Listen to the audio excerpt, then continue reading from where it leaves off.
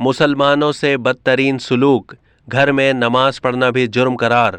भारतीयों के लिए बाजमात नमाज खौफ की अलामत। भारत की रियासत उत्तर प्रदेश के ज़िला मुरादाबाद में एक घर में बाजमात नमाज पढ़ने वाले 26 मुसलमान शहरियों के खिलाफ मुकदमा दर्ज कर लिया गया। 26 नमाजियों के खिलाफ मुकदमा नफरत और दुश्मनी फैलाने की दफात के तहत दर्ज किया गया।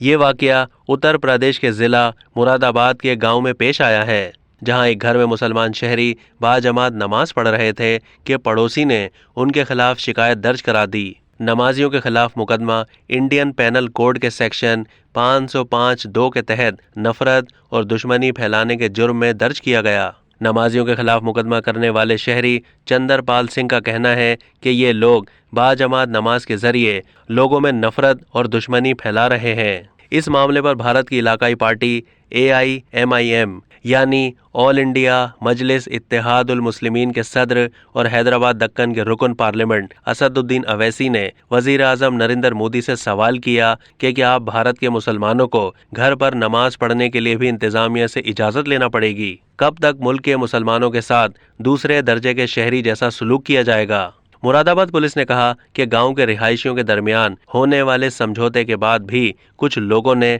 समाज में दुश्मनी, नफरत, इनाद के जज्बात पैदा करने के मकसद से इज्तिमाई तौर पर जगह बदल बदल कर नमाज अदा की, जिसकी वजह से दूसरे फरीक के जरिए दी गई तहरीर और जांच की बुनियाद पर मुकदमा दर्ज किया गया। दीगर ज़ाब्ते की कार्रवाई जारी है।